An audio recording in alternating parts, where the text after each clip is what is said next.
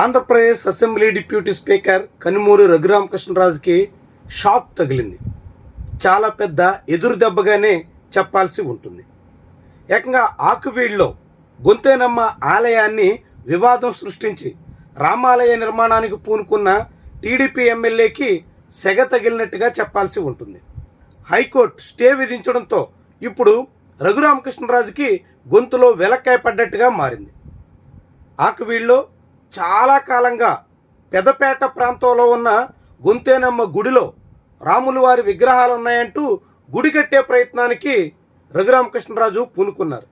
దాని చుట్టూ వివాదం సృష్టించి రాజకీయ లబ్ధి పొందే ప్రయత్నానికి సిద్ధమైపోయారు.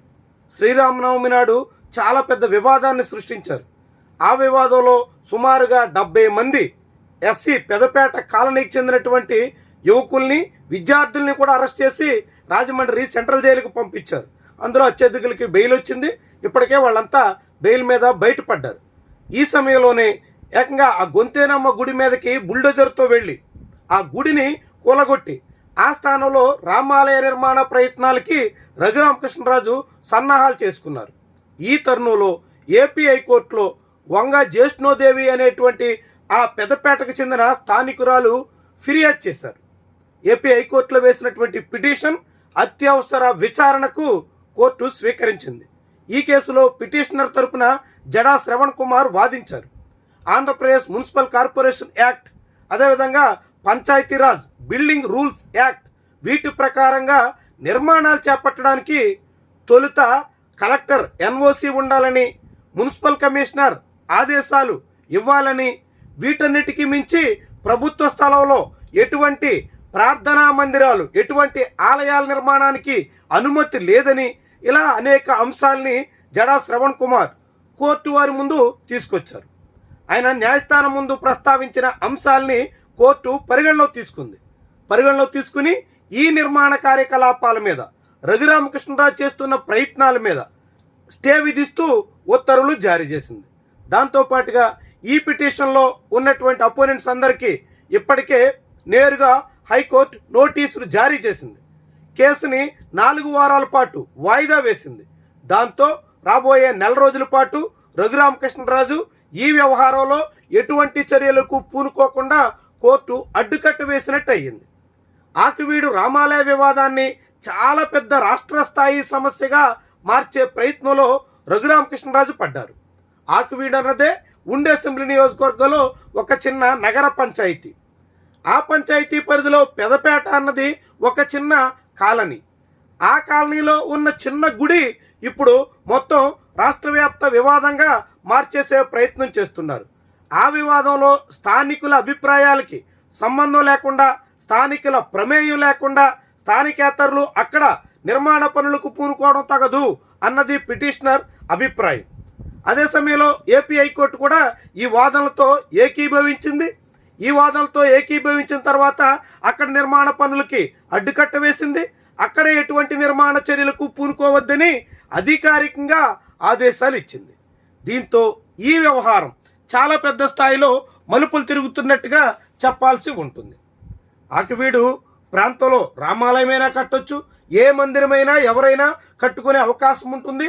అందుకు ప్రొసీజర్ ఫాలో కావాల్సి ఉంటుంది. అధికారం ఉంది కదా, కూటమి పాలనలో తాము ఏం చేసినా చెల్లుబాటు అయిపోతుంది కదా అని రఘురామకృష్ణరాజు అనుకుంటే చివరికి ఇలా కోర్టుల్లో మొట్టికాయలు తినాల్సి వస్తుంది. అధికారం చట్టం ముందు కంగు తినక తప్పని పరిస్థితి వస్తుంది. అధికార బలంతోనే భారీగా వివిధ ప్రాంతాల నుంచి తరలి వచ్చినటువంటి జనంతో శ్రీరామనవమి నాడు పెదపేట ప్రాంతం మీదకి దాడికి వెళ్ళినట్టుగా రఘురామకృష్ణరాజు పూనుకున్నారు. ఆ సమయంలో రెచ్చగొట్టిన దాని మూలంగానే వివాదం చెలరేగింది. ఆ వివాదంలో రఘురామకృష్ణరాజు వెళ్ళిపోయిన తర్వాత కొంతమంది చాలా పెద్ద రాద్ధాంతం సృష్టించే ప్రయత్నం చేయడంతో స్థానికులు తిరగబడేటంత వరకు వెళ్ళింది. ఈ వివాదంలో పోలీసులు కేసులు పెట్టి ఆ పేట వాసుల్ని అనేక రకాలుగా ఇక్కట్లు పెట్టే ప్రయత్నం రఘురామకృష్ణరాజు ఒత్తిళ్ల మూలంగా చేశారు అనే విమర్శలు ఉన్నాయి. పెదపేట పరిశీలించడానికి వెళ్ళిన కుల వివక్ష వ్యతిరేక పోరాట సంఘం నాయకుడు మాల్యాద్రిని కానీ, మాజీ ఎంపీ హర్షకుమార్ని కానీ ఎవరిని అక్కడ అడుగు పెట్టకుండా నిలువరించే ప్రయత్నం చేశారు. ఇలా అనేక రాజకీయ వివాదాలు చెలరేగుతున్నటువంటి తరుణంలో ఇప్పుడు ఏపీ హైకోర్టు తీసుకున్నటువంటి నిర్ణయం కొంతకాలం పాటు ఈ వివాదానికి వాయిదా వేసినట్టుగా చెప్పాల్సి ఉంటుంది. ఈ వివాదం మరింత రాజుకోకుండా అడ్డుకట్ట వేసినట్టుగా భావించాల్సి ఉంటుంది. ఇలాంటి సమస్యలు సామరస్యపూర్వకంగా ఉదారంగా పెద్ద మనసుతో చర్చించాల్సినటువంటి నాయకులే ఏకపక్షంగా అధికారాన్ని, తమ బలాన్ని, రాజకీయాన్ని అన్నిటినీ వాడుకుని ఎదుటి పక్షాన్ని అణిచివేద్దాం, మైనార్టీలు గొంతు నొక్కేద్దాం అనేటువంటి రీతిలో సాగుతున్నటువంటి ధోరణే చాలా పెద్ద సమస్యగా మారుతోంది. ఆకివీడులో అనేక ఖాళీ ప్రదేశాలు ఉంటాయి. చాలా చోట్ల గుళ్ళు కట్టుకోవచ్చు. అసలు అక్కడ భక్తులు ఎవరు లేరని చెప్తున్నటువంటి తరుణంలో, అక్కడ స్థానికులు ఎవరు మాకు ఇక్కడ గుడి అవసరం లేదని చెప్తున్నటువంటి తరుణంలో అక్కడే గుడి కడతామని పట్టుబట్టడమే అసలు మతలబు ఏంటో ఎవరికైనా ఇట్టే అర్థమవుతుంది. భక్తులున్న చోట, జనం వెళ్ళి పూజలు చేసుకునే చోట, జనం నిత్యం రాకపోకలకు అవకాశం ఉన్న చోట గుడి కడితే ఆ గుడి వర్ధిల్లుతుంది. అక్కడ దేవుడు కూడా మరింతగా శోభాయమానంగా వెలుగొందడానికి అవకాశం ఉంటుంది. అలాంటిది రామాలయం అవసరం లేని చోట, మాకు వద్దు బాబోయ్ అని స్థానికులు చెప్తున్న చోట బలవంతంగా గుడి కట్టే ప్రయత్నం చేస్తున్నటువంటి రాజకీయ దుశ్చర్యలకు ఏపీ హైకోర్టు తాత్కాలికంగా బ్రేక్ వేసింది.